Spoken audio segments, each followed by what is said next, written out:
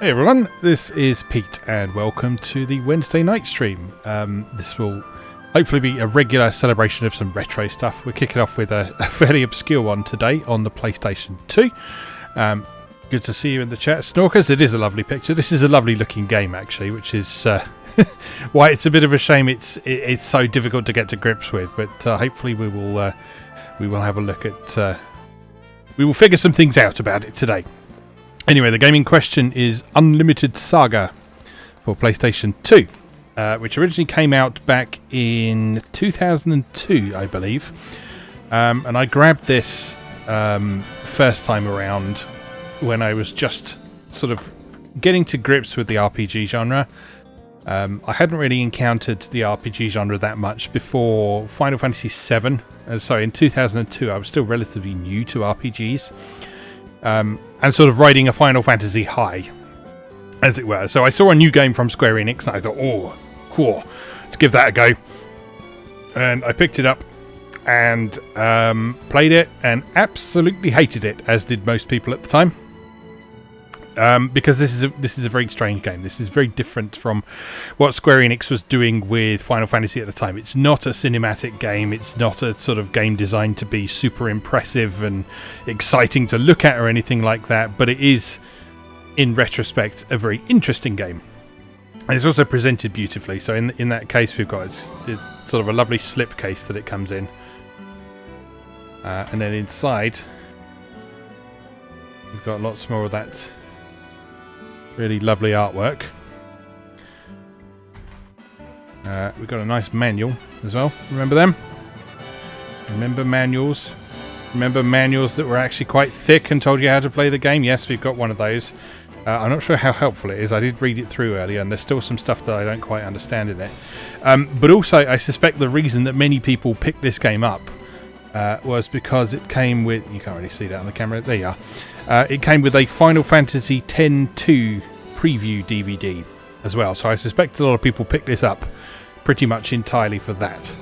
And then ended up a bit disappointed with the game, sadly. But we're going to hopefully correct some past mistakes and figure out some stuff about this game today and work out how it plays. So let's just change over to the game screen and get going. Okay, so hopefully you can hear that. Hopefully you can hear me. If you can't, as always, let me know.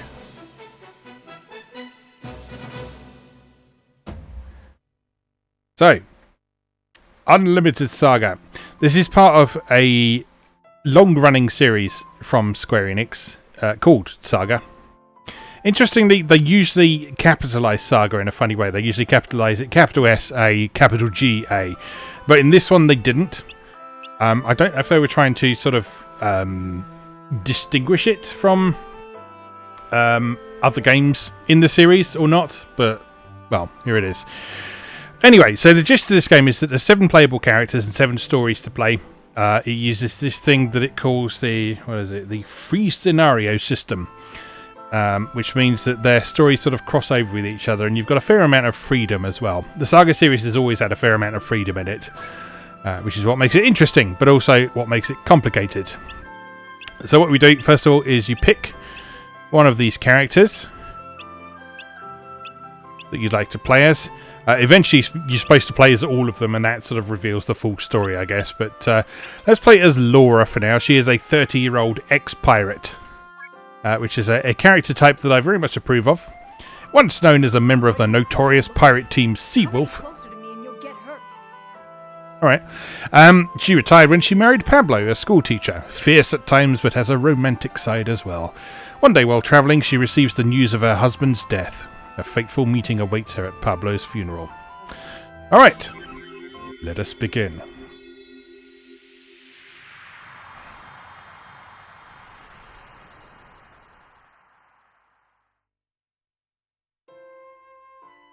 This is Niva Colina. It is the hamlet where I first met Laura. The funeral of her husband, Pablo, has just ended. But it was a funeral without a body. Her beloved Pablo died in an accident while traveling. Only his glasses were left behind. Snorker says that is not a male voice. I was just thinking that as well. Fate. I guess it's supposed to be like a young male voice, I guess. Pablo.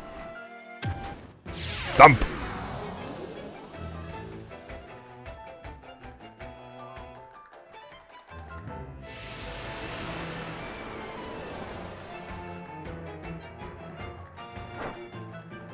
Oh, we getting right into combat. You can't do this to me.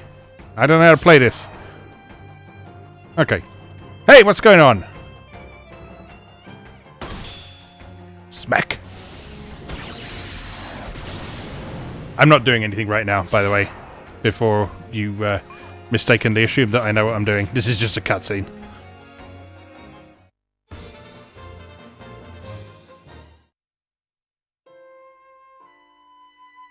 I am grateful. Grateful, you say? Who on earth are you? I'd heard people saying Escata Palace had been attacked. I guess it's true. So why was Prince Henri of Escata being chased? I do not know. Were they sent by someone, or are they just bandits? I do not know. I don't know. Don't know much, huh? Anyway, I gotta say, that outfit's gotta go. Well, what do you think? I'm not very comfortable. You'll get used to it. You ought to get out of here before they bring backup. So, do you have anywhere to go? Dot, dot, dot. You haven't been holed up in Escata your whole life, have you? Isn't there somewhere? I have been to the festival of Regina Leone to honour my grandmother. I was still small then, so I don't remember. Now I remember. Vafdom. Mother was born in Vafdom. I could go there. Vafdom, huh? That's pretty far. Well, what the heck? I know the place. You want to go? I am grateful. Pardon me, but what is your name? I'm Laura. I was born in Gadira, so we can stop there on our way. Haven't been there in a while.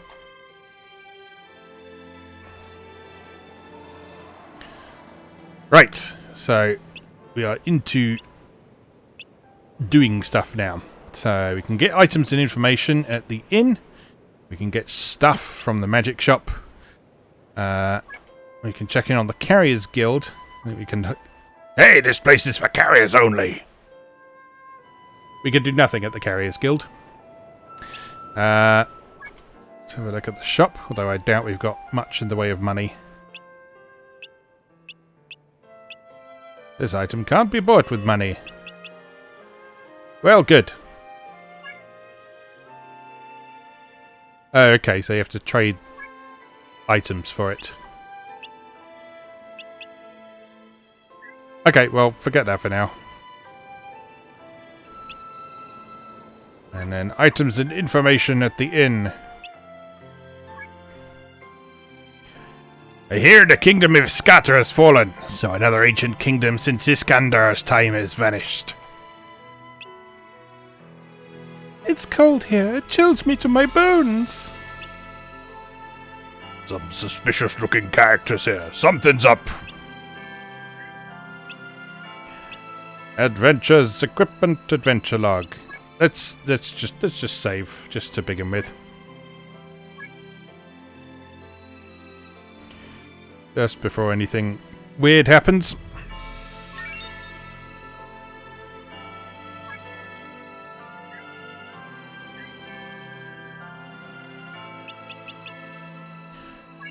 Oh yes, we'll take a peep in the shop. Nothing can be bought with money here. You got to barter for everything. Alright, what equipment have we got already? So Laura has got a fang knife, which is a dagger. She's wearing a bestial armlet and a scale armlet. She's wearing a leather suit, kinky, and boots, just like you, Snorkers. Alright, well, let's go with just what we got for now. We have to go straight into this. You have main quests and side quests in this. It looks like we've just got this main quest to do first of all, so we'll go on the Road to Vafdom Part 1. Take Henri to Vafdom. The first stop is Wanda.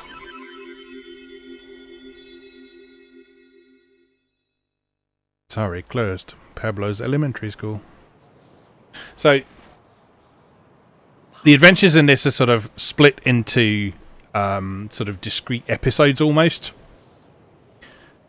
So you do an adventure, and then you go to town, and you stop, and you do stuff, and then you do an adventure, and so on. So, this is why this game is odd, because it presents things in a very abstract sort of way, almost like a sort of tabletop game. So there is Laura, or a playing piece representing Laura, standing on the board. We can do stuff using the menu here, so we can use her skills. So she can take an action, such as examining the current location. Up in the top left, we can see that she's in the Silver Hills, and it's cold, which has various effects on things like hit point regeneration and so on. She has an aura skill that helps her move stealthily. She's also got the locksmith skill, eavesdropping, and she can use her items as well as appropriate. But I don't think there's much she'll need to do for now. So what you do, you tilt the analog stick to look around at the different directions, and the locations will highlight in different colours according to how dangerous they are. So there are beasts here. So I believe we can just attack them if we want to.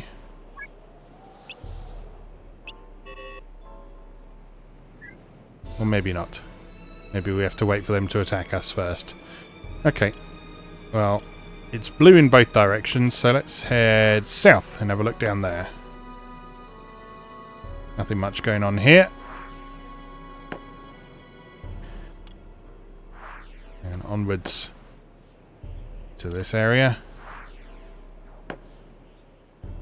Birds. We examine the area while the birds are here. What happens? Examine current location. There are birds. And they attack. Okay, so that's how you get into a fight if you want to fight something.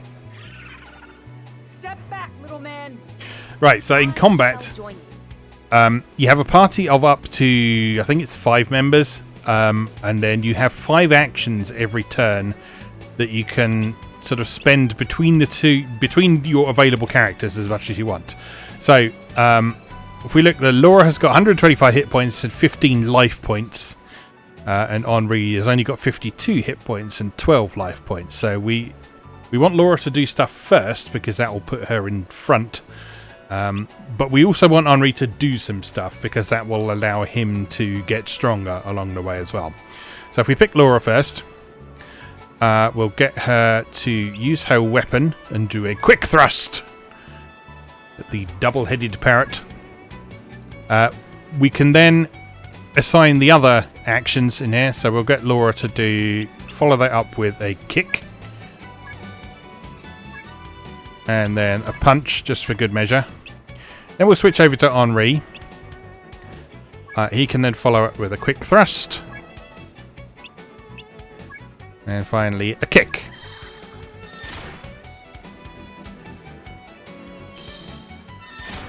So it then resolves the various actions, including the enemy's actions. And when it's your action, this spinning reel comes up to determine the success of it. It's a bit like rolling a dice in a tabletop game. At the moment, you see all of the markers are green, which means they're all successes. So we can press the cross button to trigger it straight away, and that action will just happen. Or we can hold it to use in a combo. Thank you, Snorker. Snorker says I'm explaining this very well. I have very limited knowledge of this game, but I do sort of understand the basics, but it's tricky to get to grips with, and it's sort of the more complex side of things I haven't quite figured out yet. So we'll see. So you see, we've still got all green markers here, so we can safely hold this one to use it in a combo, and this one, and this one. So we should be able to combo all 5 of these actions together, and then they should all go off one after the other.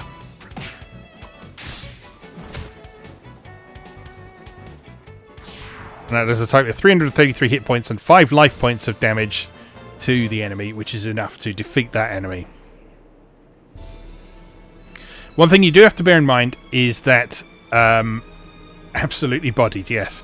One thing you do have to bear in mind is that hit points are not just for taking damage. They also represent your, I guess your fatigue, you'd call it.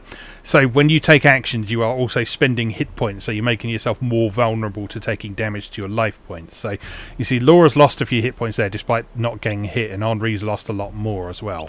So what we can do, we can click one of the analog sticks to spend a turn resting. And that's restored both of their hit points a fair bit. So we can continue on our way. Nothing particularly remarkable going on here. This appears to be a dead end. I don't know if it's worth searching. There are some skills you can get that allow you to sort of find hidden treasure chests and stuff, but I don't think either of these have got... No, doesn't look like it. Okay, but we can just search the area. No, nothing there. Nothing of note. It's normally reasonably obvious if there's something of note, like it will pop up with a big image of the enemies like this. So let's get into a fight with these guys as well. Beasts, beasts. They don't want to fight, huh? They don't want to fight. Oh god, there's more of them. Okay.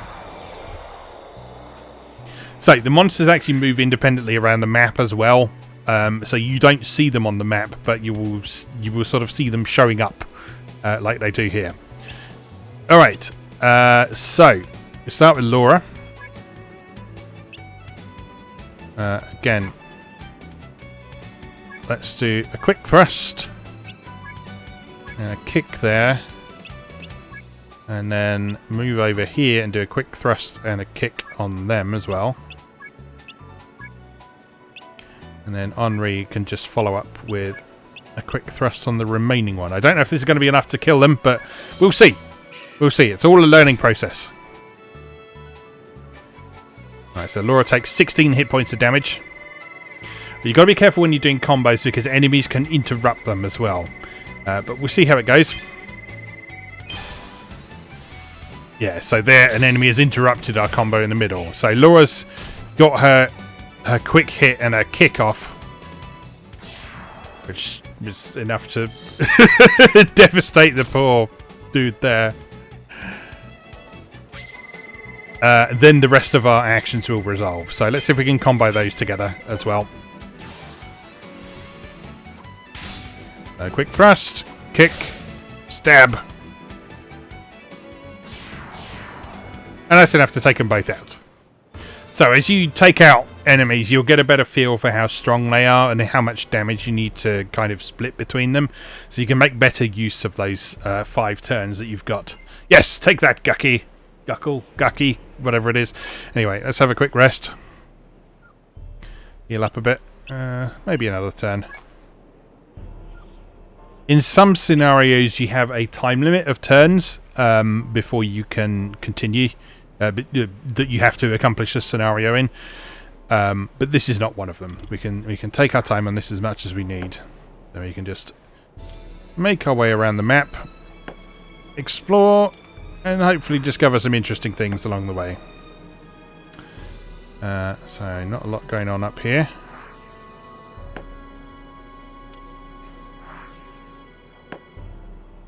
But you see the maps can actually get quite complex and layered as well.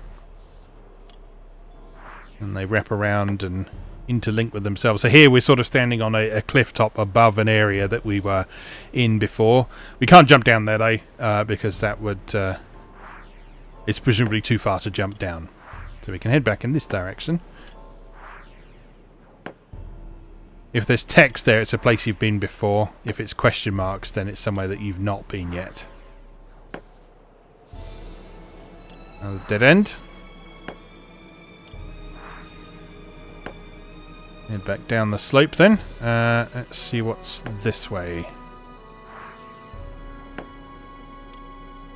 And onwards. gone a bit quiet now. Oh, halt!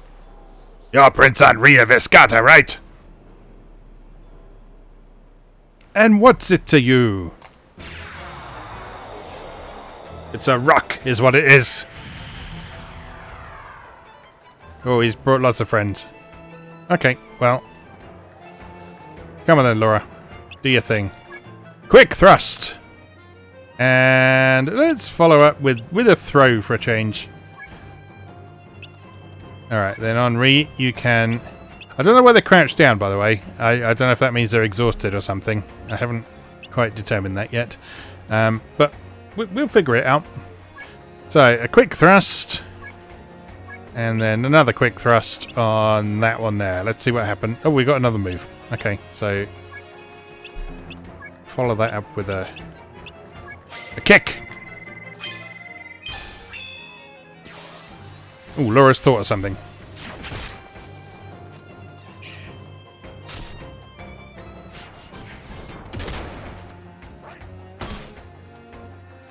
So using that particular combo of abilities there caused Laura to think of something that she could do, a new move.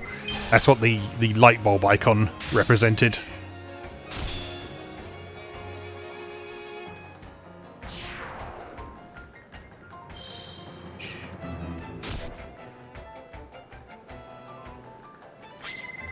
Taking a bit of damage, but we're okay.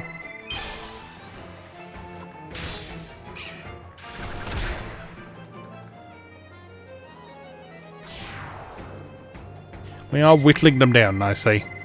So just go.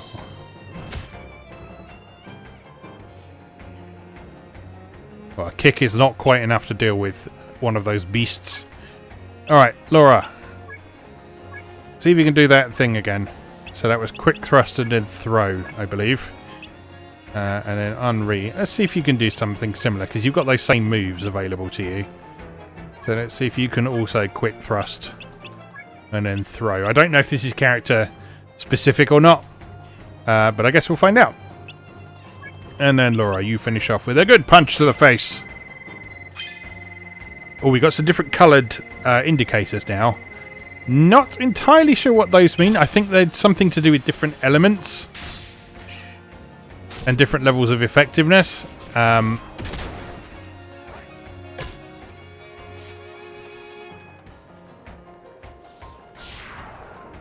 Right, he's down.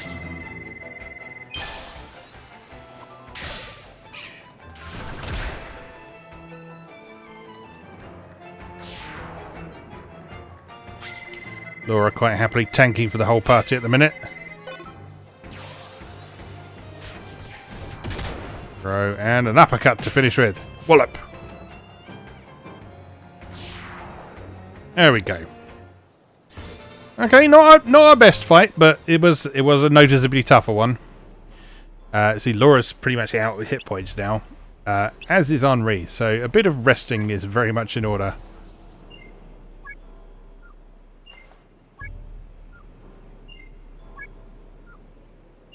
And one more. So if we look at the status menu now, we can see that Laura has lost 2 of her life points. Those are the important ones for staying alive, basically. Your hit points will fluctuate a lot in this game, whereas your life points, those will change less frequently, but they're the ones you need to pay careful attention of. So we're still in a reasonable state. We're still in a reasonable state. Let's continue on our way.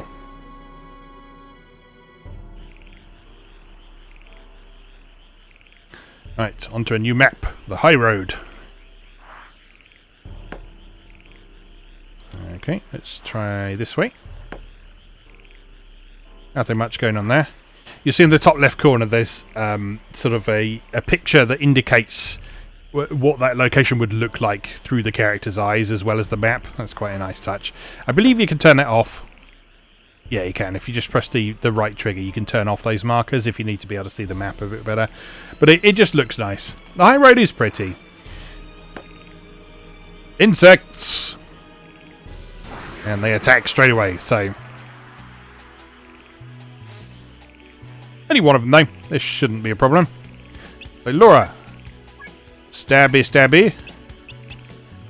See if you can do your wallopy thing again.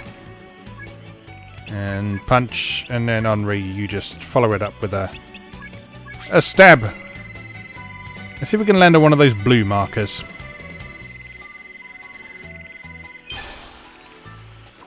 Oh, he broke our combo again. Never mind.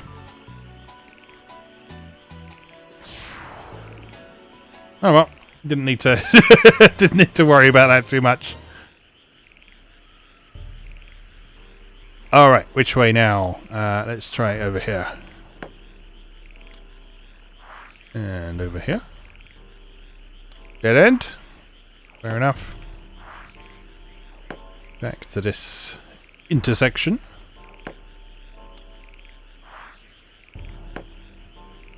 Another dead end.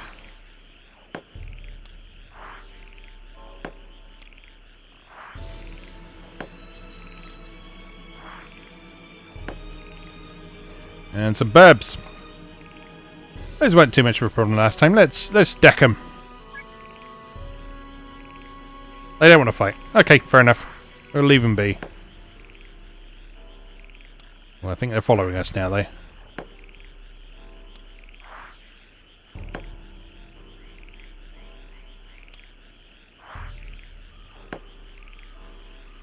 No, they're leaving us alone for the minute. Now we've annoyed them.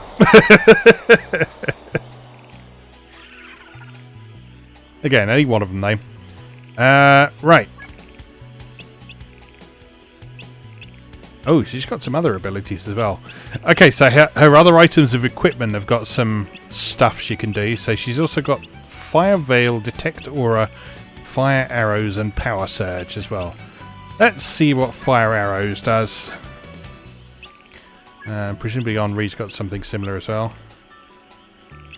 Oh, he has some passive abilities on his equipment. So his healing is reduced, but he's got greater evasion on slashing and piercing attacks. And then he's got an armlet that increases his healing. Okay, so that will become more apparent as we go through, I guess. So fire arrows, let's follow that up with a kick to the face, and a punch, and a stab to finish with style. So the enemy's just pecked there.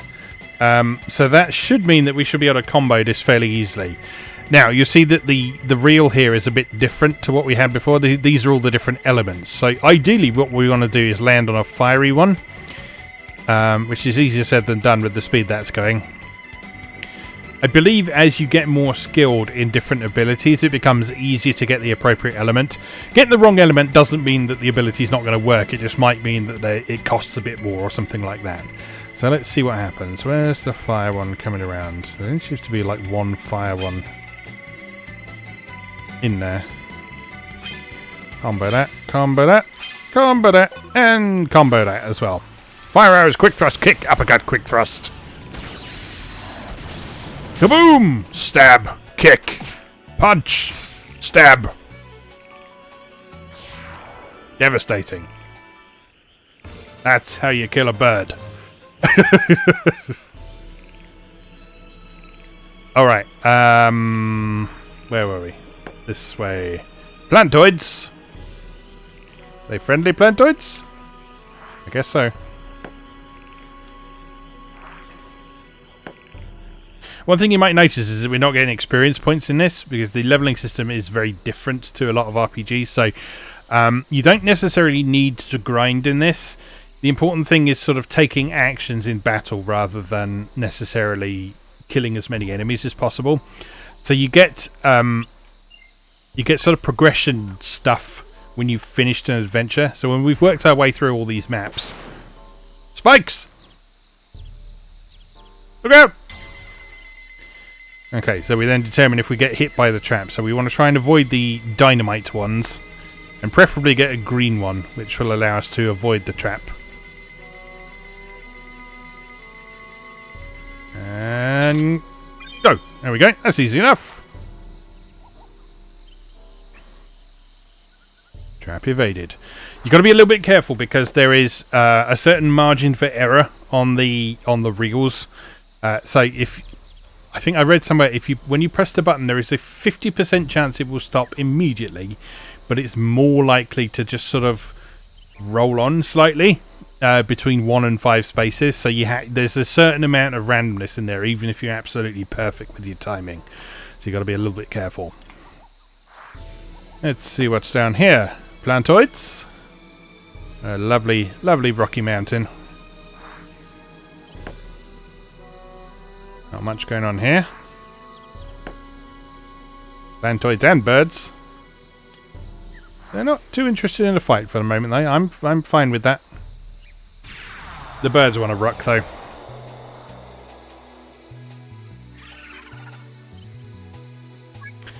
Right. Quick thrust. Kick. Because I just like that combo. And then Henri, you follow up with your own quick thrust. And a kick. Wing slap! None of that. None of that. Alright, again, let's try and get a blue one if we can. I think I missed. Never mind. I just want to know what the blue ones do. I'm assuming like a critical hit or something. Wallop. Kick. Punch. Stab.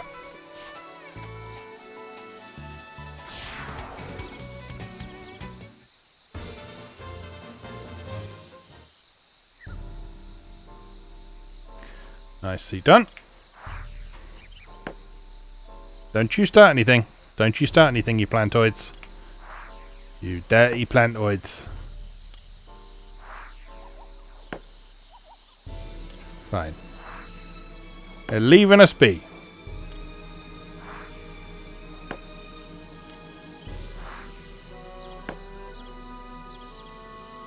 Lovely field of flowers, but unfortunately nothing useful to our quest. Ah, pit! Oh my goodness! Right, so there's 2 green orbs in there. We want to try and aim for those, because that gives us the best likelihood of... Oh no! Ah! You are unable to evade the trap. 10 hit point damage. That's not too bad. If we got hit by the dynamite icon, that would have done more damage, but 10 hit points is nothing to really worry about too much. And they're both fine. Another field of flowers. High Road is very picturesque, but also a bit dangerous. Someone digging traps for us all over the place. Another pit! God. Look out! Alright, come on, Laura, you can do this. There we go. Beautifully done. More plantoids. And a dead end.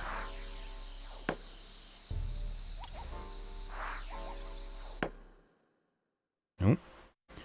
Now the map transit. Oh, we've done it. We've done it. So we made it through. Okay, so what we do now, this is the progression factor. So you, depending on the actions you've taken, you'll get a choice of what are called skill panels.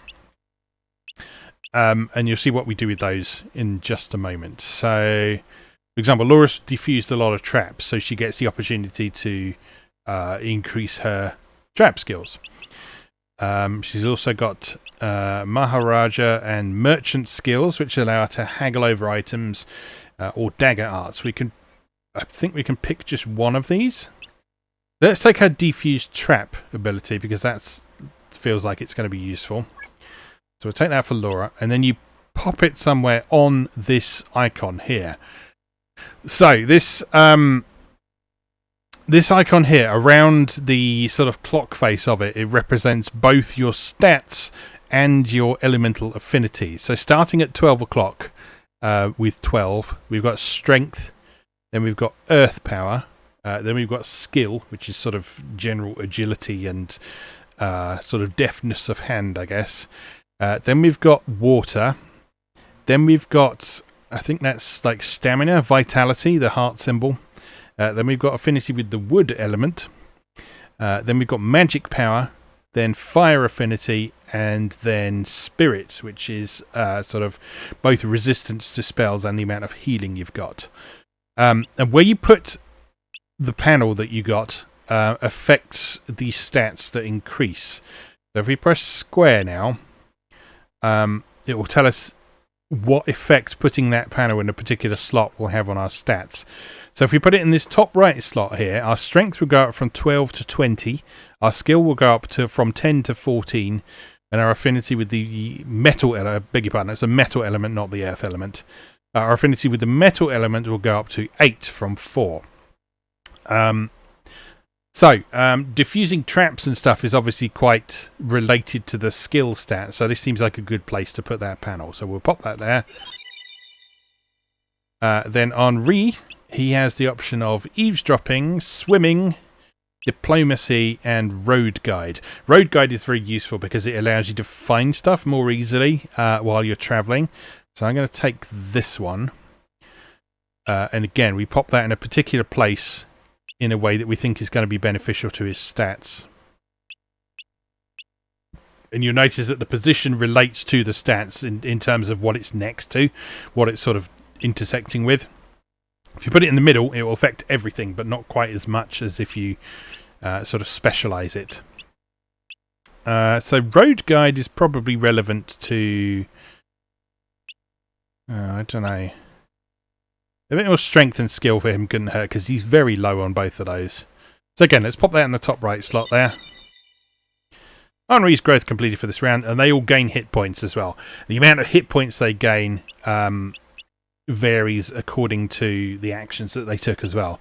So I hope that makes sense, because it sort of only sort of makes sense to me.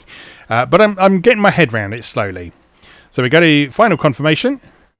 All set. And save. Yes, please. So basically, you level up by going on adventures rather than grinding monsters. So you don't need to fight loads of monsters. You just need to complete adventures is the important thing. Okay, so let's see what happens next. So we're now in Wanda, Carrier Central. So again, we've got an inn, we've got a carrier's guild, which is probably not relevant to us, a blacksmith, which is a place to rework weapons and equipment, and that is it. Let's pop out a blacksmith, see if there's anything we can do with our weapons. So we can make stuff here. So we can make new daggers, axes, bows, guns, and accessories, and the other stuff is dimmed out. And their specialty is guns, from the sound of things. I wonder if a gun would be useful for...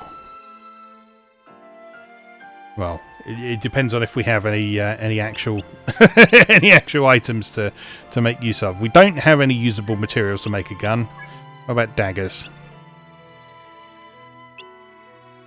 Okay, we are able to make use of some stuff that we're carrying around to make a dagger from.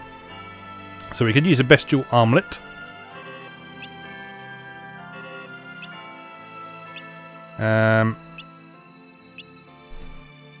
Don't really know what's happening here, but let's see what happens if we pop that in there. My cat has just got on the table, so if if you suddenly see a cat face appear in the camera, that is what is going on. Additional item. So that will also add as a base. And we get an estimate that this is going to create a dagger with an attack power of 15 and a durability of 30. If we just back out for a sec and just check on our status. Is that actually better than what we've got? So at the moment she's got a knife that is attack 16 and 32, so that's not better than what we've got. His dagger though is only attack 11, so it might be worth him making a new... Might be worth making a new dagger for him. Let's give it a go. Blacksmith. Dagger. I'll take one of them and one of them, and that will make a bestial dagger. Not too shabby. So, this has the attached abilities Quick Thrust, which all daggers have. You can parry with it as well. It's also got the abilities Knife Throw and Speedy Bleedy as well, which you can use with that particular item. So let's equip that on Henri. And that should help him survive a bit more. You take your bestial dagger. Got a fur hood as well. That will increase his defense. Right. What do you got to sell? You can actually buy stuff here as well. Or we can maybe get one of those for Laura as well.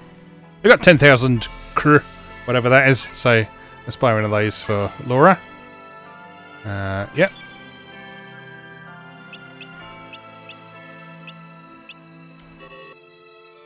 Socks. Lovely stuff. Alright, information. Seems that an Anobito named Dagul Boss destroyed the kingdom of Escata. This town is a hub for frontier carriers. I was thinking of earning some money in Escata, but my plan has changed. Is it because the kingdom was destroyed? Perhaps. I'm Judy. My grandpa asked me to go find my mum. I am Henri. Are you looking for your mother by yourself? Judy's one of the other playable characters. Yeah, but there's a reason. Is that your mum you're with? Miss Laura is not my mother. She is, I'm his aunt. Understand? Yes. Laura, you two look like my mum, in a way. Do I look that old? We are travelling to Vaftum. You are more than welcome to join us. Vaftum, I'd love to go there. I've already got my hands full with Henri, and now I gotta bring along a little girl, too? Yes, Laura. Yes, you have. Thanks for letting me come along, Laura. Alright. So, let's have a look at what Judy has got. Well, she's already quite well equipped from the look of things.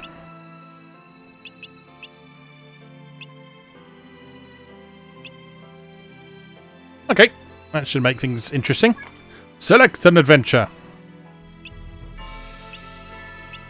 Right, so now we can take on the main story quest, which is the Road to Vaftum Part 2, or we can do some of these local quests, which are a good means of sort of buffing ourselves up a bit, maybe finding some treasures.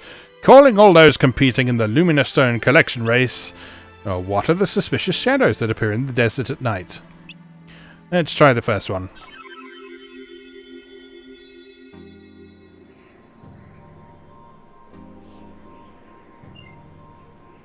The Retired Inventor's Strange Hobby, Luminous Stone. A retired inventor gathered adventurers and organized a race to gather as many Luminous Stones as possible. The goal of the inventor is to collect the Luminous Stones. He will exchange the Luminous Stones gathered by the adventurers for his latest inventions. Luminous Stones can be found around the oasis. The item rank will change depending on the number of Luminous Stones gathered. It is necessary to collect more than 9 stones to get a high quality item.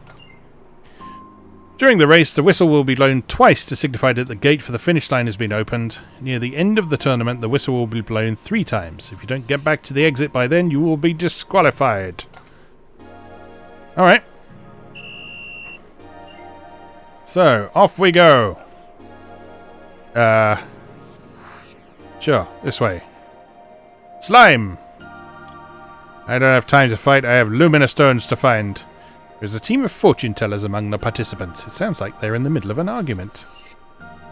No, it's north of here. Luminous Stones are north of here.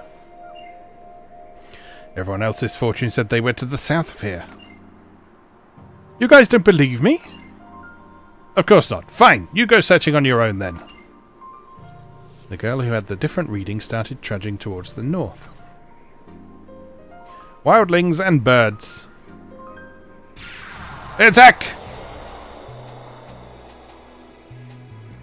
Obviously, their attention was attracted by the loud argument.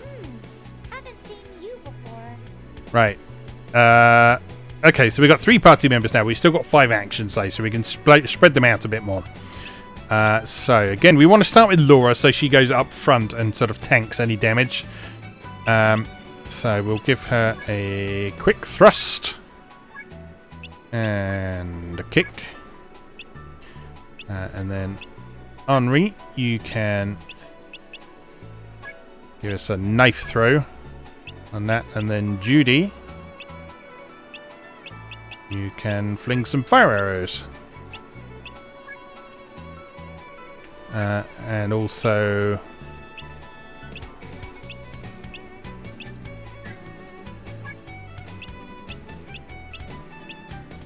is there a way of showing what these do?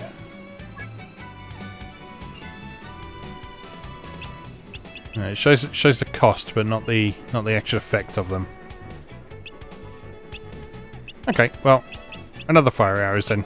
Leave everything to me. Quick thrust, wing slap, stab.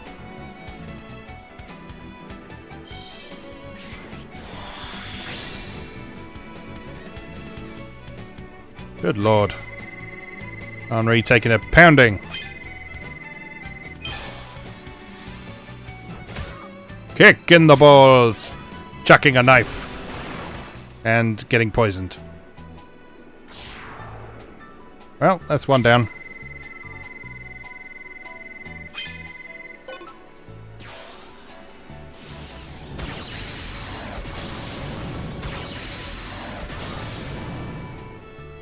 Lovely job, Judy.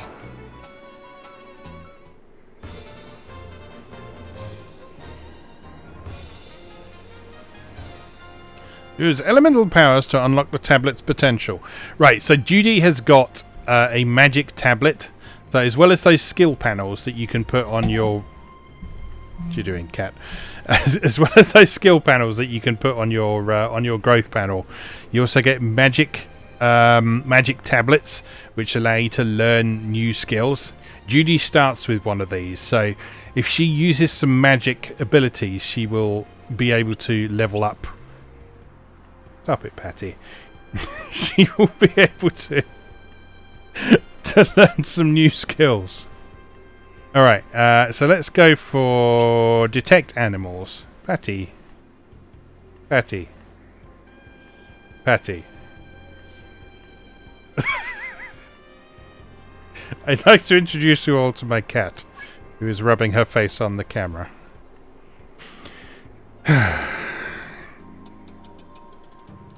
What? Go this way. Right, let's go north, because that girl seemed to think that there were some luminous stones up here. Alright, let's run to another oasis. The group of adventurers ran past you. Slime and undead. Undead monster attack!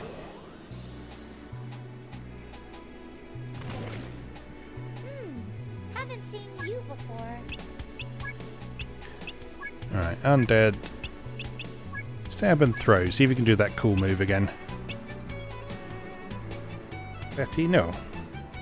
Time to get down. Come on. There we go.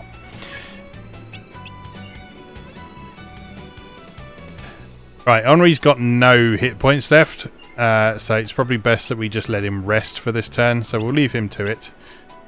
Judy's not got very many, because she's poisoned as well. Does she have anything that can stop her being poisoned? I don't know. This could be a problem. She can water veil on herself. I don't know what that does, but we'll find out.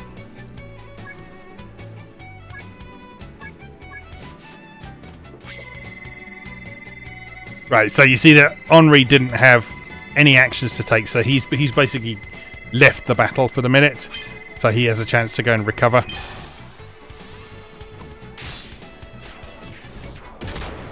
Shush.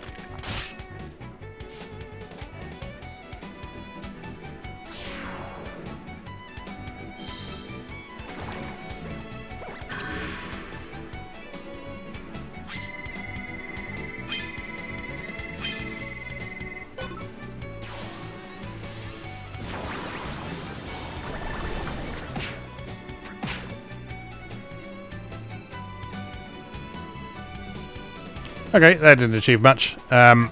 Laura, save us. Stab. Punch. Kick. Throw. And another punch for good measure.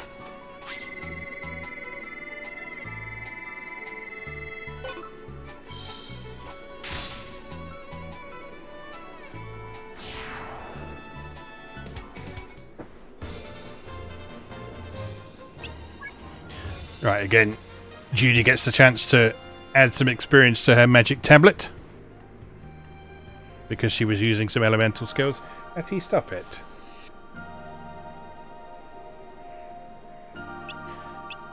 Right, I think everyone needs a nice rest.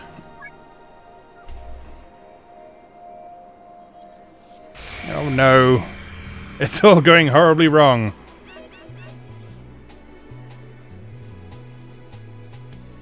Hey Dynasty. Good to see you. It's going, well, it's going. As you can see. Right, Henri, you can... Let's see what Speedy Bleedy does. And then a knife throw to follow that up. And then Judy, you can use an elemental skill. So you get some more experience. And we'll see if we can combo those.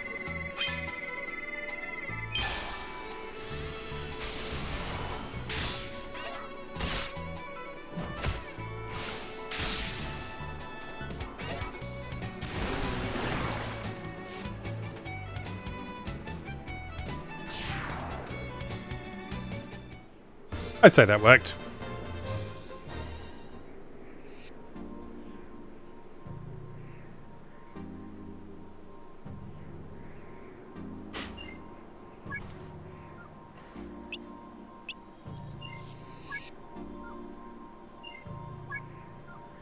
The Dynasty asks if... Oh no, another bloody set of monsters. Dynasty asks if there was a game that I would 100% the achievements of. I have done in the past, but I kind of don't really bother these days because so many sets of achievements are just needlessly grindy. Like I did Dungeon Travelers 2 on Vita a while back, and one of the achievements for that was defeating 15,000 enemies. And there was just no need for that because well before I had defeated 15,000 enemies, I was sort of at a stage where I could beat the game with no problem. So I tend not to bother with them these days, and with playing a lot of older stuff as well, it simply doesn't have achievements. So I tend not to pay too much attention these days, to be perfectly honest. Alright, come on. Kick, full swing.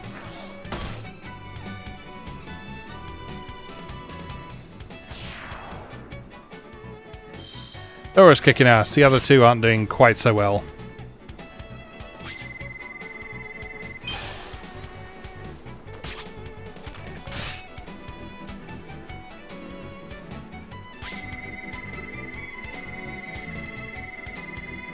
Hattie. Knock it off. Come on. Go away. Cat attack.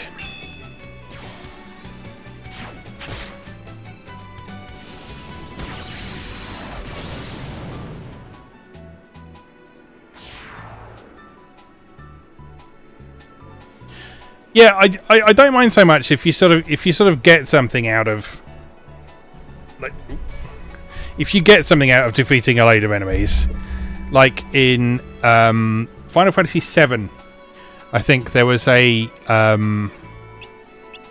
character in that would give you stuff according to how many enemies that you defeated or how many battles you had or something like that. That sort of thing is fine if you're getting something worthwhile out of the game in it. But if it's just for the sake of like an online trophy or something, I don't really care.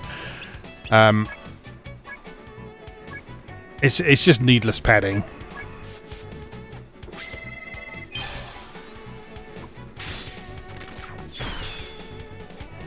And when most RPGs these days have more than enough stuff to keep you busy for hundreds of hours anyway, then yeah.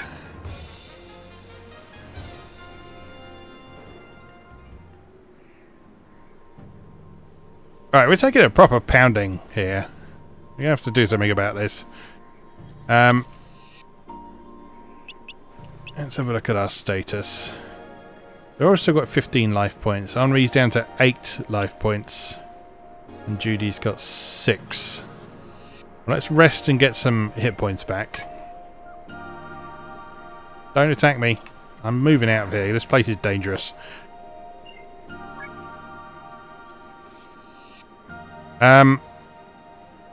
Oh, I tell you what I wanted to do. I wanted to see if I could look up what some of these skills were.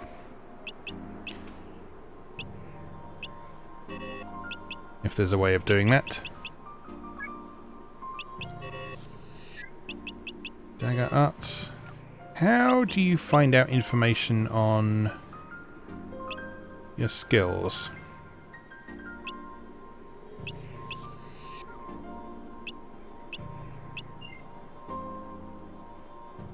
I'd have thought it would be in here. Dagger Arts.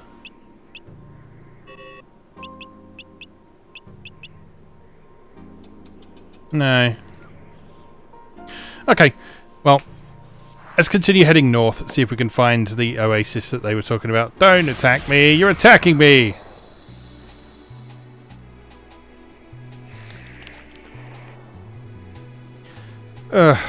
Right. Quick thrust. And a kick. That should take care of you. Judy, you do some fire arrows. And a slam. You slam that hermit eye. And then Henri, you knife throw it.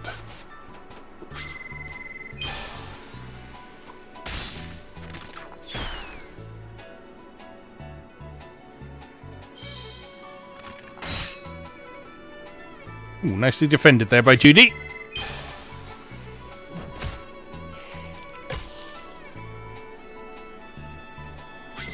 That was one hell of a kick from Laura. 220 damage.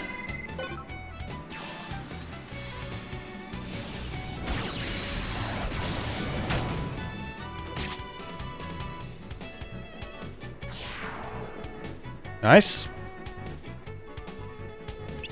And now to finish this chappy off, I'll give you some martial arts combos.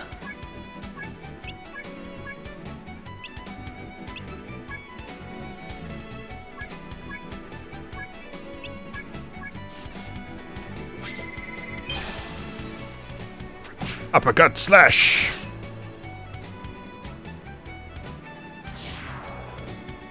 Well, it worked. It worked.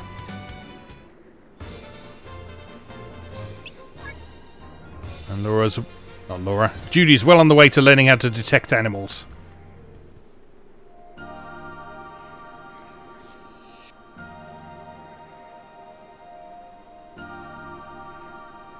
Not finding any sign of this oasis.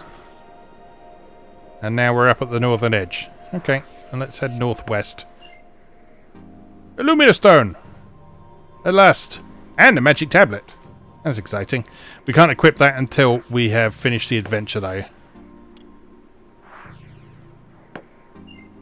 Another Lumina Stone.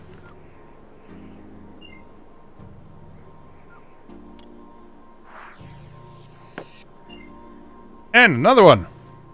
Our fortune teller was telling the truth. Let's head this way. And methodically search around here. The fortune teller girl is standing in front of the oasis alone. I knew my fortune was right. I better gather more stones and prove that my vision was right. Oh, are you participants too? Have you found any luminous stones? I found 4 so far. Oh, if you'd like, please let me tell you where the other stones are. Then she began to concentrate.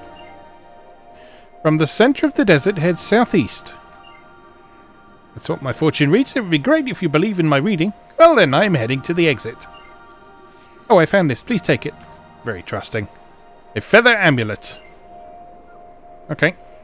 Oh, and a whole bunch of monsters. Thanks. Thanks for that.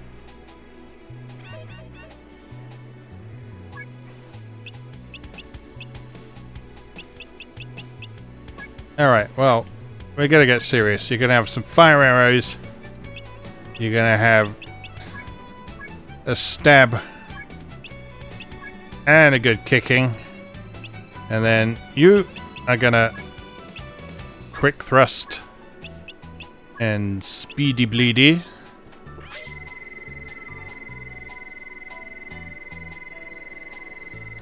I thought I had more actions than that.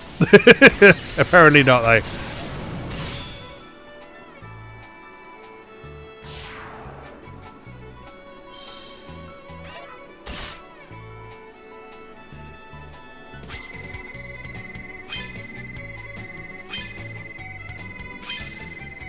Oh, big combo.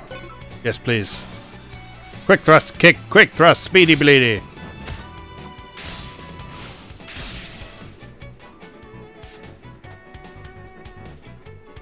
Damage to all of them. Well, not quite enough to kill that one, though. Okay. Oh, Laura, you're getting a bit tired. So you have a rest for a bit. Judy, you've got lots going on. So you hurl some fire arrows. And a few slams. You got this.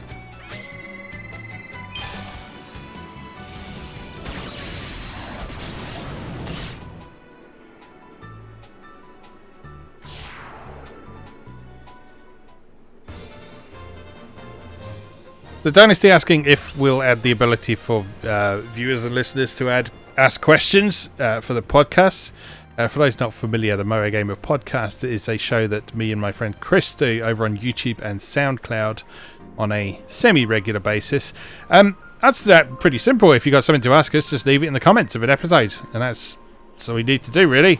I mean, I don't think we've got a big enough listenership to really warrant doing anything like Marshmallow or Retro Spring or anything like that.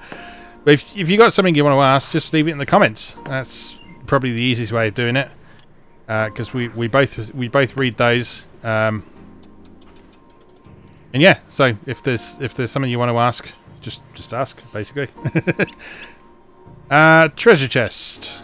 Let me open this thing.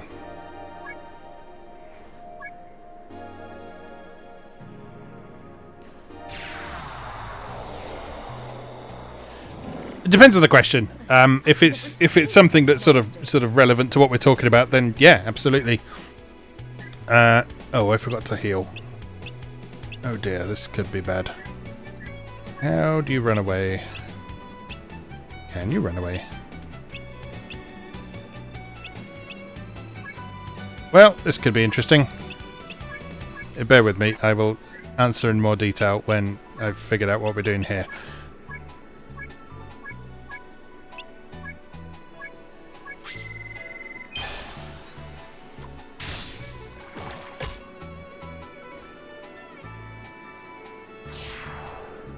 Fortunately, slimes aren't very tough.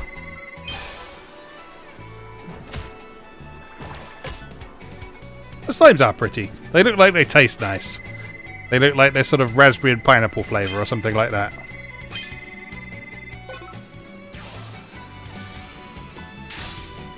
Right. There we go. Right, finish them off. Just finish them off with your default things.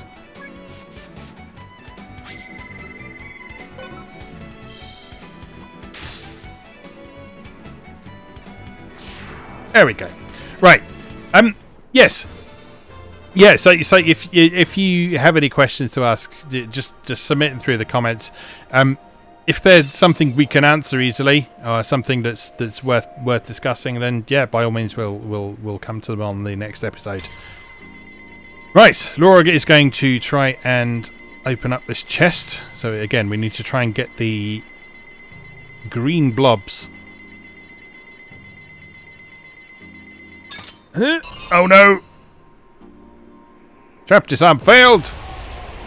Oh, and it's a poison trap.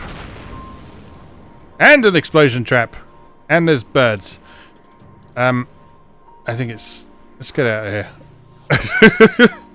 Another luminous stone, though. Yeah, that's the trouble. The trouble with sort of talking about games is that you make other people want the games you're talking about.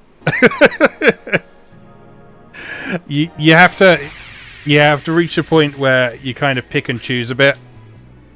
You have to sort of think about whether you need every single one of those games or if you're going to be able to play all of those games. But in the case of stuff like we talked about in the last episode where we talked about what's it called, Spirit Hunters, that's like a £3.99 game, so that's not something that's a huge risk to give a go for yourself. If you like it, great. If you don't, then well, you've only spent like £2.99. Yeah, monster training games. There's quite a few that are worth looking at the minute. You probably heard Chris talking a bit about Cyrilim, which is a good one. As long as you don't mind the sort of retro PC game graphics in that one, that's quite an interesting one to explore. What other ones? Nexamon is very good, and I believe there's a double pack for that coming out very soon. Because there's Nexamon and Nexamon... Oh, there's the whistles. We need to head back to the starting point. Yeah, Nexamon and Nexamon Evolution, I think the second one's called. You can get those in a double pack. If not right now, then certainly very soon.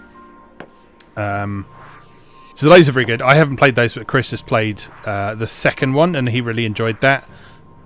So that's one worth giving a shot. Cyrilim, like I say, there's obviously... Oh dear. Oh dear. Evidently I misunderstood what was going on and didn't pick up any of the luminous. I thought they were just... No, Stalkers. I think what happened is that the luminous stones like appeared on the screen, and they sort of did that swooshy animation, and that made me assume that I was picking them up. But I think what you actually have to do is from the interaction menu, you have to select the luminous stone and then say pick it up, which I didn't do. Okay, so we've learned something. We've learned something from this experience, but we still get something. You received the invention, but it broke in your hands. The race to gather luminous stones ended. Okay, well, we've learned something, and we've got some experience. That is kind of stupid, yes. What can we do here? Increase our dagger skills. I don't know, but well. Oh, you can get a familiar. That's exciting. So let's give him a fire familiar, and we can pop that. Give him it somewhere that will increase his magic. That seems sensible.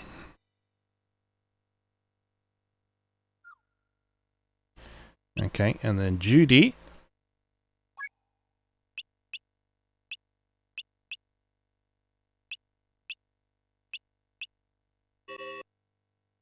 Familiars are limited to 3. Okay.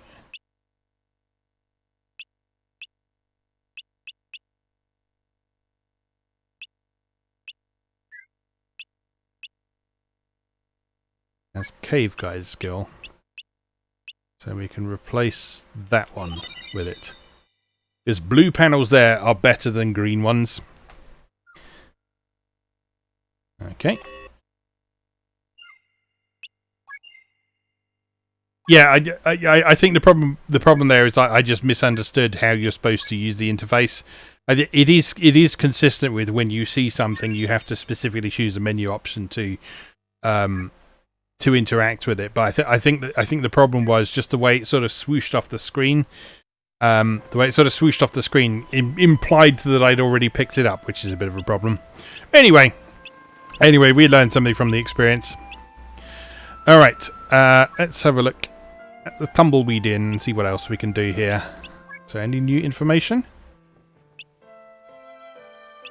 No, this is all stuff we heard last time, so... Alright, what adventures have we got now? Night Desert! What are the suspicious shadows that appear in the desert at night? Let's find out. No, I haven't played Monster Sanctuary yet, Dynasty. I think Chris has. That's the sort of platformer one, isn't it? I think, where you get a bunch of monsters following you around. Yeah, I think he really liked that, if I remember rightly. I haven't played it myself, though. Night Desert! A merchant crossing the desert during the night was attacked by a mysterious shadow. Although the merchant was able to escape the desert with few injuries, his merchandise was scattered all over the desert. Sorry, I'm just dealing with a cat again.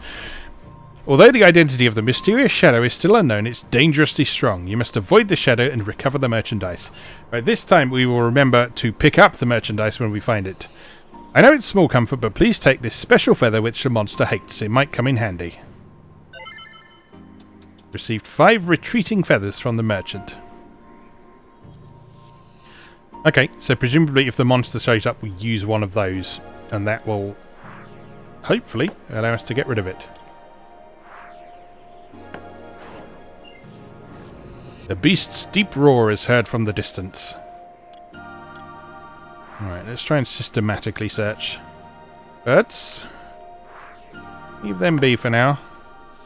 Undead slime. It's a fight! I believe you get fully healed between adventures, so we shouldn't have to worry too much about... Yeah, so they've got all their life points and hit points back now, so... Right, Laura, you take on the strong-looking one. You give it...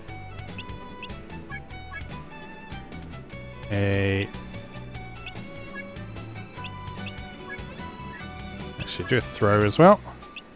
And then Henri, you give us a quick thrust over there. And then Judy, you finish off with some fire arrows on this one over here.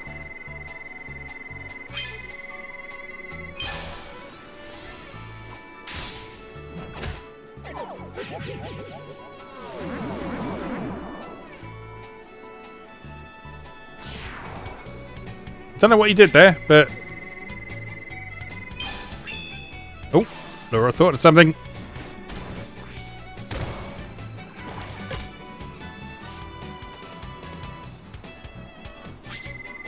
It was something not very good. That is what she said, yes. Come on, Judy.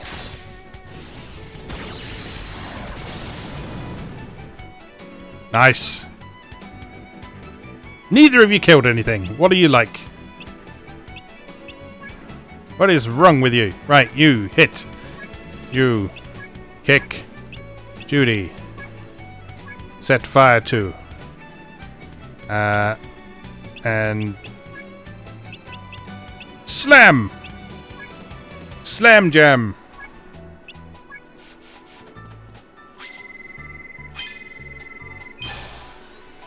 Quick thrust kick, Sub-Zero stare.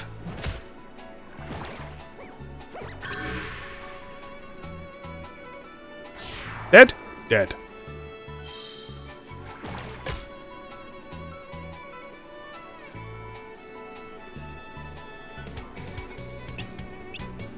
And Judy is stunned, I think.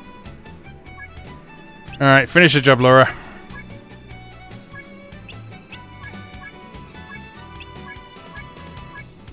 The lovely big combo.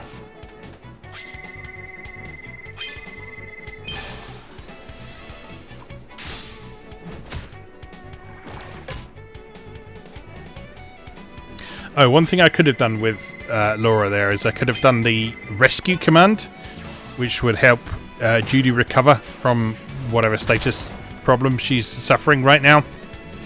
You can also do that if someone collapses in the middle of battle. Like if they take too much damage and they black out, you can rescue them in that way as well.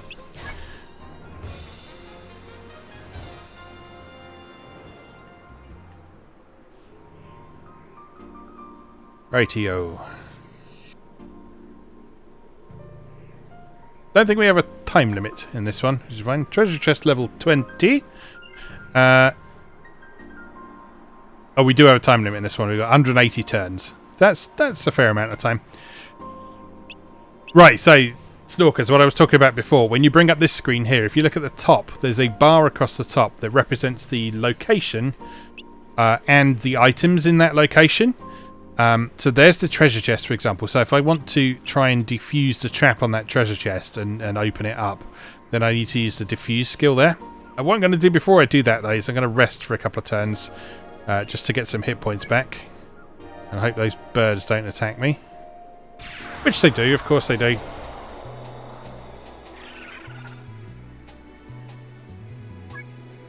But I don't think those birds are very strong, so this shouldn't take long. And then Henri, you follow up with a thrust. Wing slap. That means we should be able to combo all 5 of them if they've taken their action there. Oh no, he's doing another wing slap. It's very much a risk versus reward sort of thing with this combat system. You've got to decide whether you want to gamble trying to do a whole combo. Hence the slot machine aesthetic, I guess.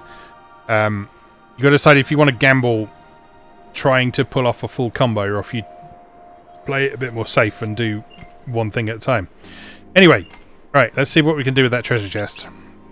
Let's defuse it level 2 with Laura. No trap set. Okay. So we should just be able to open it. I keep pressing the wrong button. So, open the treasure chest. Birds! The birds are protecting the treasure chest.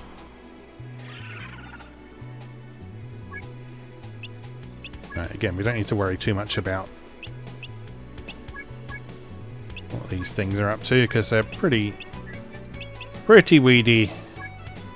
Knife throw, speedy bleedy, and some fire arrows to finish off.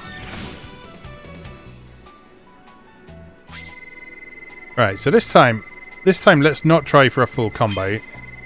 Let's just go for 2 of them hitting that way, and then we won't get hit by the enemy unless they have a turn next.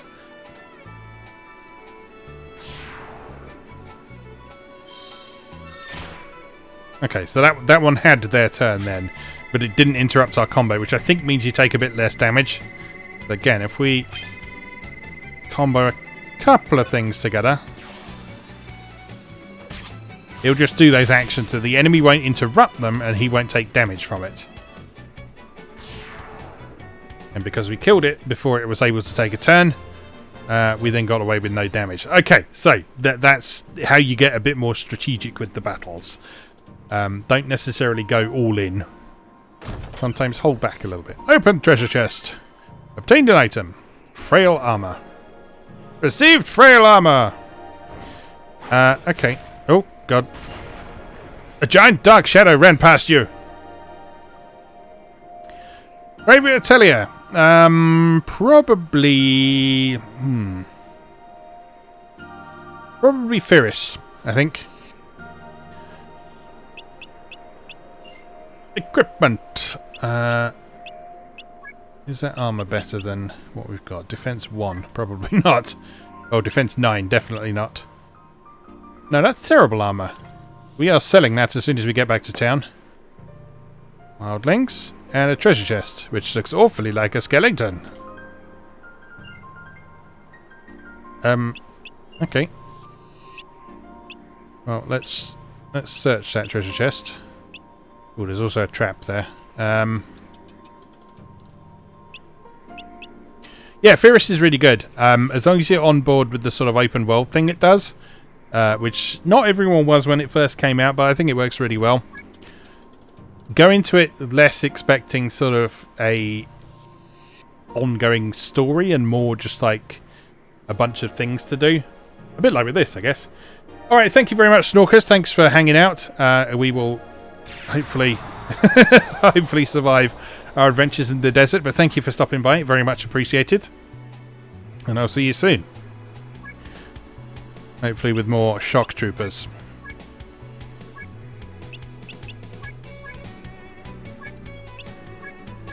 Yeah, Ferris is very good. Sophie 2 is very good as well. It obviously helps if you play Sophie 1 before you play Sophie 2. But Sophie 2 builds really nicely on the first one. And it also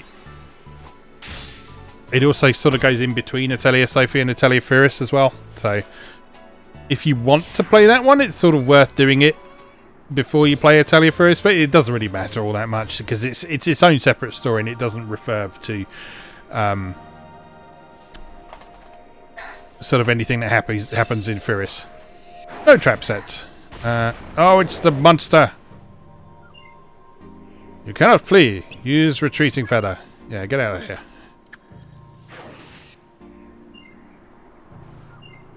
Ooh. Scary. Right, skill. Action. Open treasure chest, and we found a bandana. No sign of the actual stuff we're supposed to be finding, though. Beast's deep roar is heard from the distance. Oh, there's a crate. That's one of the things we're looking for. So, skill. Action. Examine the target. There's a sturdy crate here. You recover the crate of items. So that's what we didn't do with the... Oh, another feather as well. That's what we didn't do with the glowing stones in the previous quest. We didn't examine them and pick them up like that. Alright, birds attacking.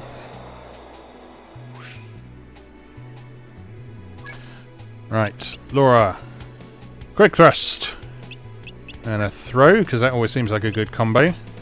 Henri, you give us a knife throw and a speedy bleedy on the other dude. And Judy, you give us some fire arrows on them as well.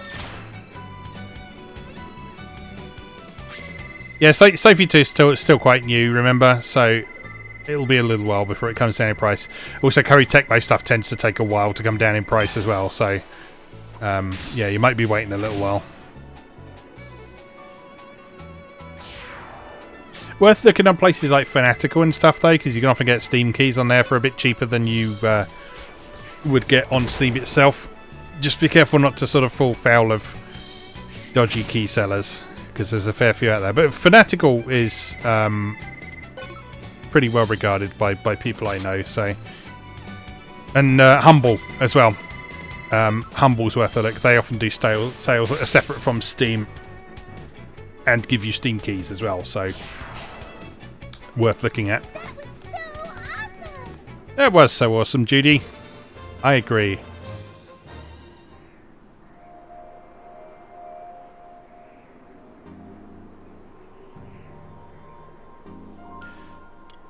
Right, where's the rest of these bloody crates? I found a magic tablet. Oh, I should probably pick up the magic tablet, shouldn't I? Oh no, get out of here.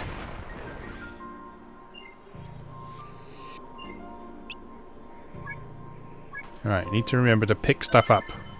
Obtained an item. Slimes? No? Okay.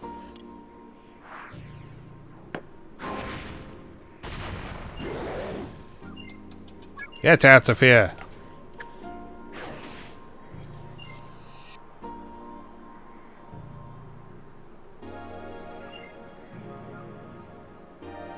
Oh my god. That's a lot of baddies.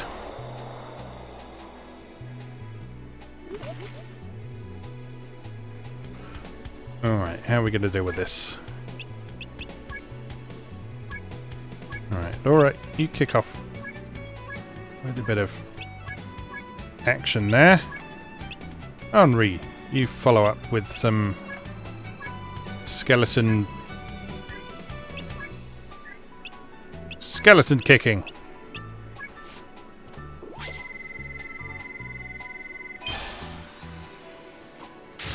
Oh, I should be doing individual actions when I'm facing this many enemies.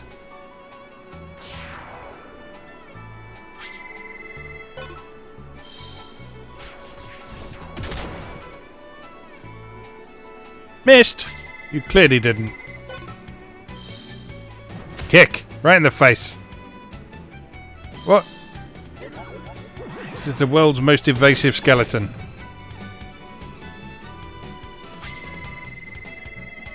Right, come on.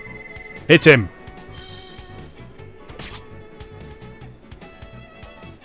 $31 damage. Terrible. Absolutely terrible.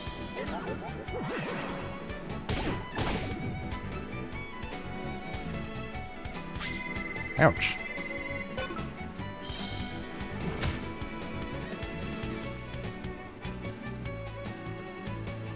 Well, that wasn't great.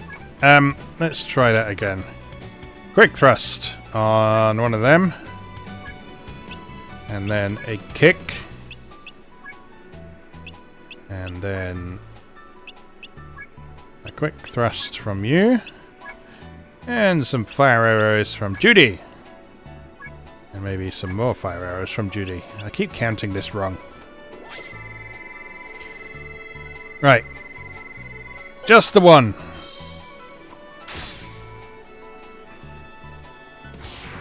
Okay, good.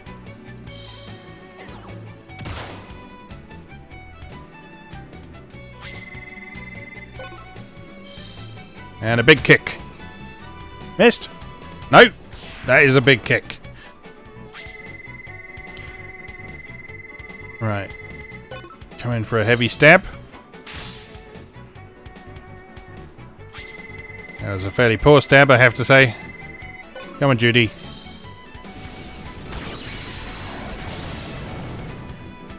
That's more like it. And again.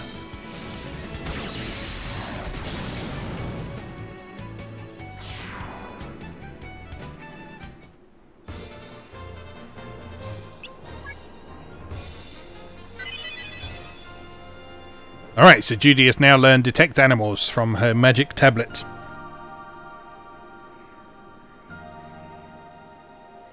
Right, let's have a little rest. Get some hit points back. And then head this way.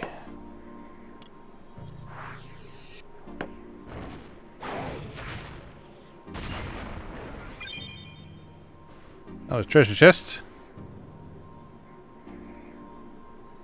With some wildlings who are going to attack us, of course. I've never seen such monsters. You have. You fought them before. Within the last half an hour. But whatever. Alright, knife throw. Speedy bleedy. And fire arrows.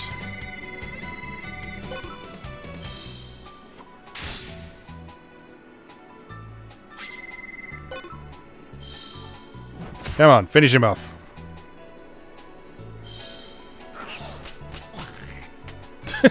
That's unnecessary.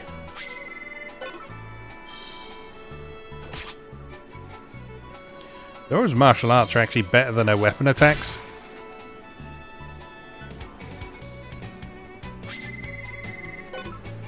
Oh, got a blue one. That's a crit, I think.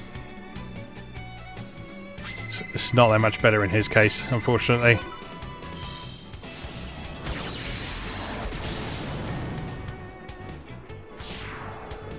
Nice. Go back, Judy. I'm almost impressed.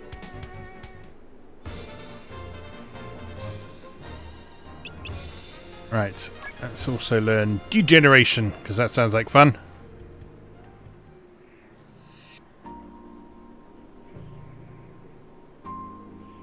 Right. Oh, hang on. Before we do that, there was some stuff here, wasn't there?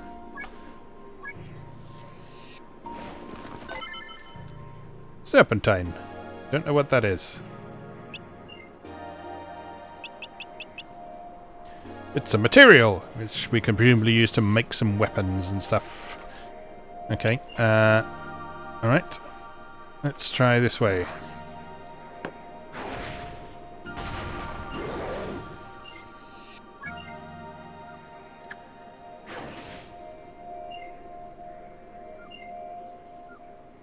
Only 3 of them left. Hope we don't encounter too many more of them. Or that we at least come across the crates that we're after.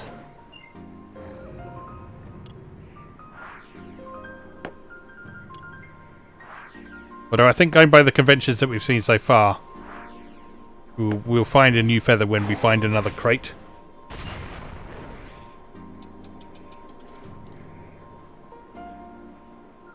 Don't asked if there's going to be long-running series back on my YouTube channel. Probably not. Probably not, especially now I'm doing some streaming.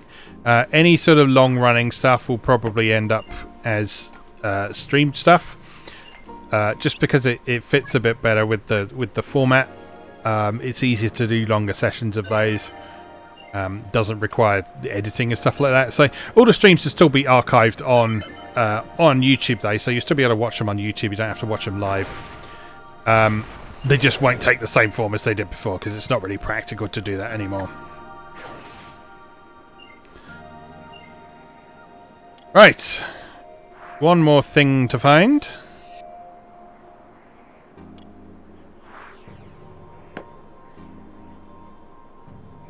Many slimes.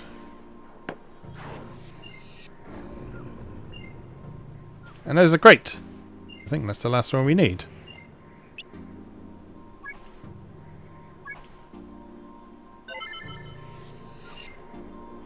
Let's head to the exit where the merchant is waiting. Oh, we don't have to get back there manually. That's good. Right, so we found a magic tablet now, so we can give that to one of these characters. Water Artist's magic tablet. Acquired skills. Disappears when selected. Right,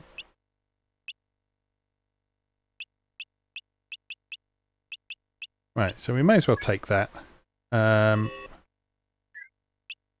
Let's give that to Henri, because I think he's still got some gaps. And we'll pop that in the middle.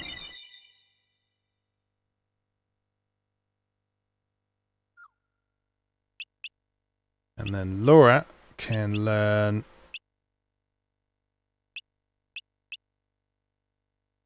Earth Familiar.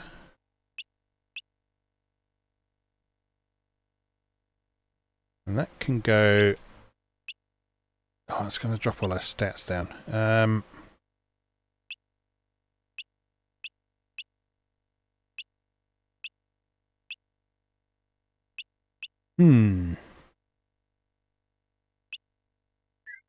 No, maybe not that then. Spear skills. That will increase her strength. We want to keep the diffuse skill, but we don't need 2 copies of it. So let's get rid of that one. Put the spears there. Okay. Locksmith and Sharp Eye. Sharp Eye could be handy.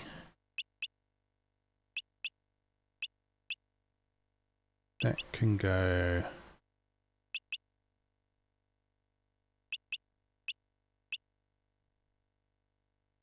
there. Just to improve her endurance a bit as well.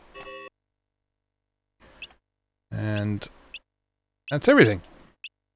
So Henri's now above 100 hit points. Judy is up to 93 hit points. And Laura is up to 185. All set. Save current game data. Yes, please.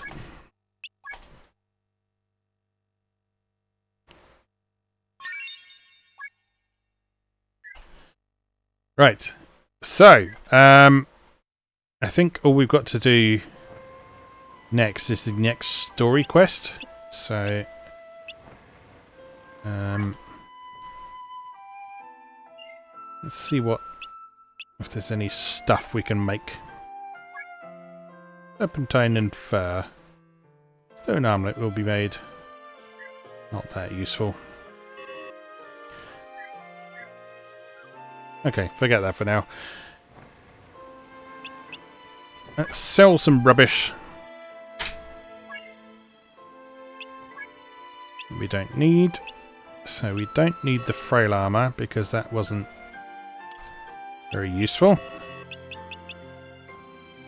And don't need the fur hood. And that should do it. Give us some money. Copper knife will be an improvement. Let's buy one of those. And let's give that to Henri. And that's an improvement for him.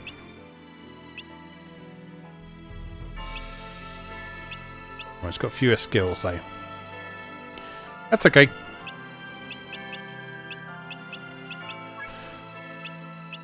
Alright, onwards to our last adventure of the day. So, this is just proceeding to the next major location of the story. Pitfall! Look out! Do us proud, Laura. Good work. Trap evaded. Let's try this way. Nope, dead end.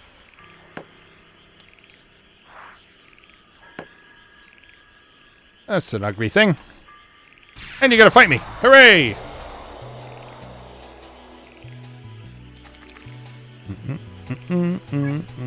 Right. Well, your melee attacks are way better than everything else, so let's just punch, kick, throw. And then Henri, you can follow up with a quick thrust. And Judy, you can follow up with some fire arrows. Am I going to risk a combo? Let's risk... Nah, damn it.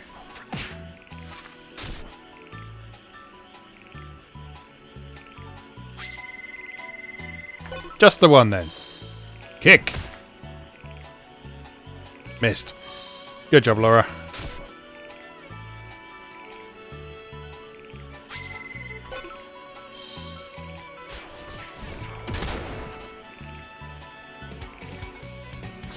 That's more like it. Alright, so we stick with martial arts skills for Laura now, because she's good at them.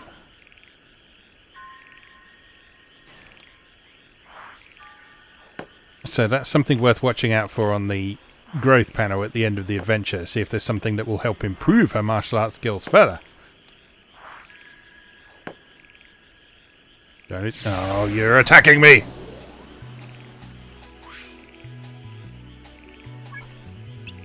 Right, come on then. Punch! Kick. Throw. Thrust. Fire arrows.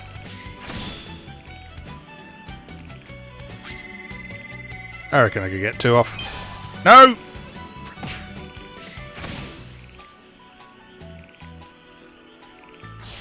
It's enough to kill him though.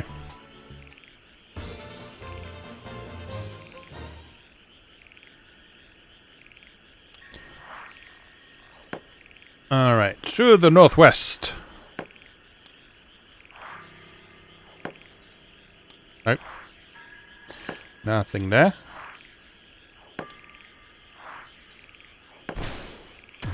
Pit trap! Watch out, Judy. Ow! 37 damage. That's a lot. Have a rest. There, you're fine. You're fine.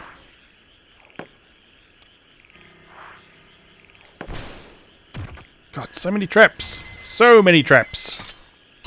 Oh dear. 65 damage. Have a rest. At least there's no time limit to worry about here.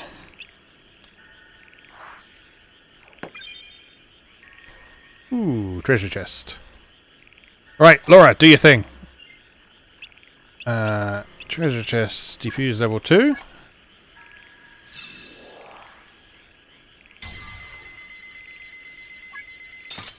Nice. Disarm the poison trap, so now we can open that chest up and find what is contained therein. Money! Not going to complain.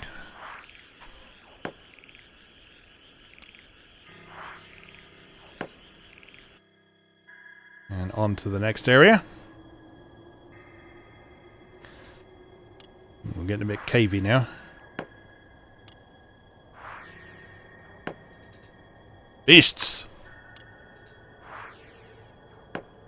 I don't want to fight though. They're just following me around.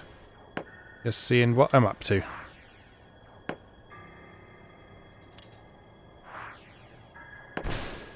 Now the pit, of course. Huh? Safe!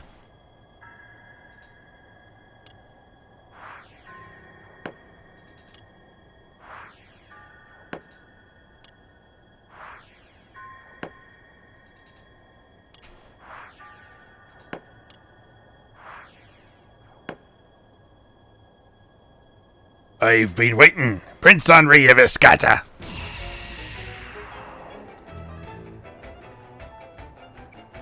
You're going to take a pounding, good sir. Prepare for trouble and make it double. Henri, you can stab whatever that thing is. And Judy, you can set fire to whatever one of those things are. Do it, Laura.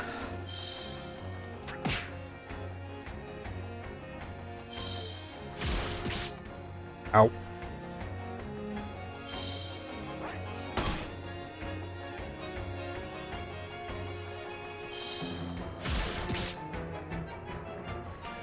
Do I risk a combo? Yes. No. Should not have done that.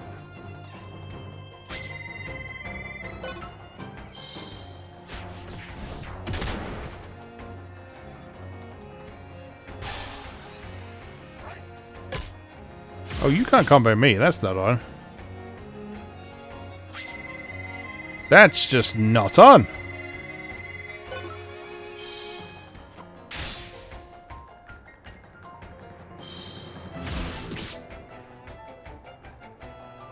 This is a nasty little fight.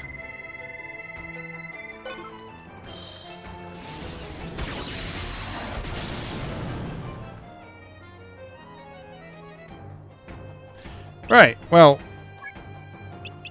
that went less well than it could have done.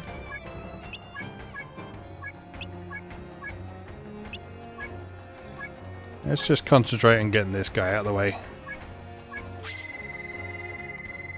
Alright, and hit! Lovely big smack there.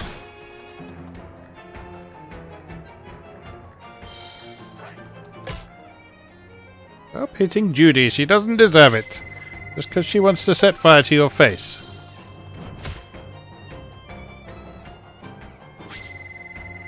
Oh, he's got more than one life point. He's got more than one life point.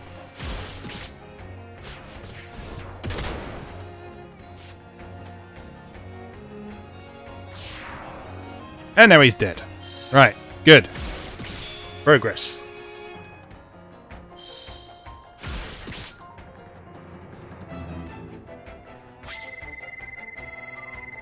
Okay.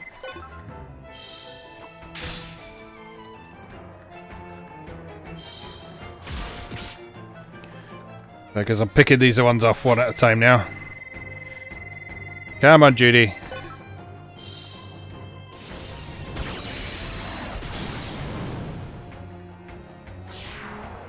Nice, that's one down.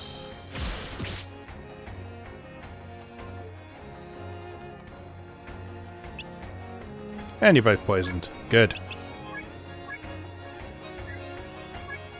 Right, Laura, you punch this one.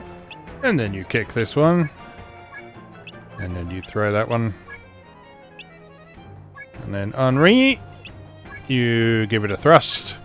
And Judy, you give it a fire arts.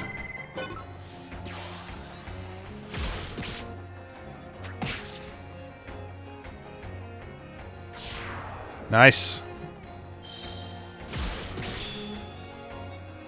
Lovely deflection from Laura there. And a combo. Kick and throw.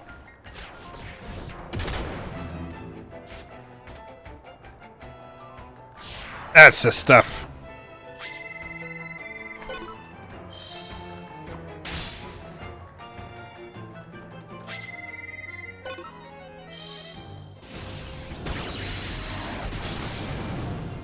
That should hopefully take care of it. Oh, no, not quite. Not quite. Right. Finish him off, Laura.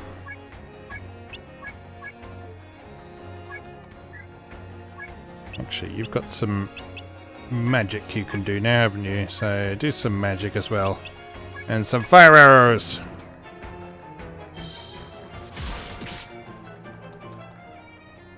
Missed. Punch!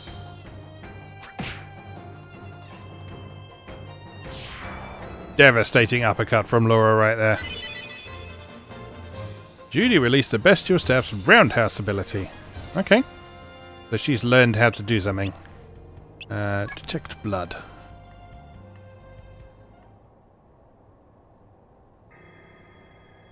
Oh, Henry, you're a prince. That's great. Do you really think so? Of course. I mean, you can't just decide to be a prince on your own. I had wanted to become a prince. Right. If I had not been royalty, then both my father and mother would have been spared.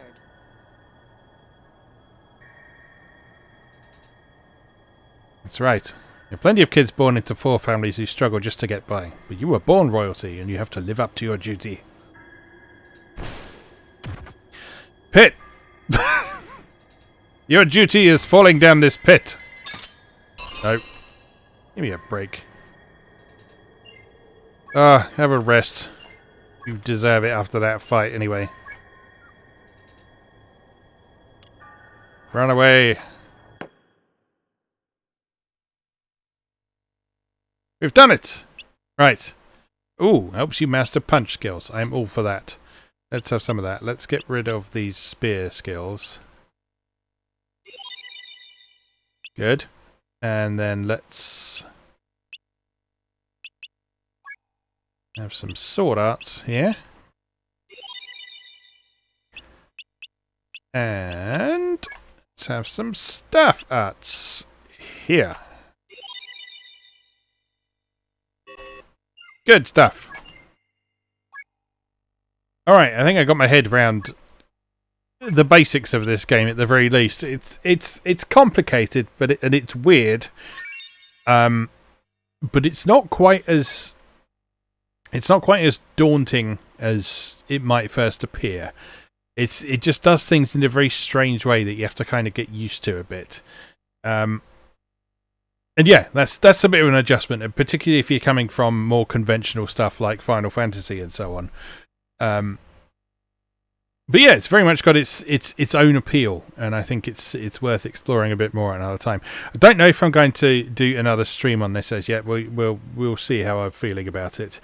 The plan going forward is that on Wednesday evenings, my time, so from 5:30 p.m. UK time, on Wednesdays will be sort of retro streams, so that'll be sort of PS2 and backwards from there. Sometimes it'll be really old stuff, sometimes it'll be more recent old stuff like the PS2 stuff we're doing today. And on Saturday evenings, my time, again 5:30 p.m. UK time, we'll do some more recent stuff, probably Japanese and Asian stuff. Haven't decided what we're going to do for the first one of those yet. It won't be this Saturday, but it'll be the Saturday after, because I'm away this weekend. But for the Saturday after this coming one, we shall do some additional stuff on Saturdays as well. So that should be some story games and or visual novels and or RPGs as well. Haven't decided yet, but we shall see. Anyway, that brings us to a close for today. So thank you to everyone who's dropped by, everyone who has chatted today, and everyone who's watching the VOD on YouTube as well, or on Twitch. Very much appreciated. And as I say, from here on, the Wednesday streams will definitely be regular, and from the Saturday after next, those will hopefully be regular as well. So check in on those. Don't forget to check out my YouTube channel. It's youtube.com/Pete Davison. And you can follow me on Twitter at MoeGamer as well. And you can read my writing every day at ricedigital.co.uk as well. So, just remains for me to say, as always, thank you very much for watching, and I'll see you again next time.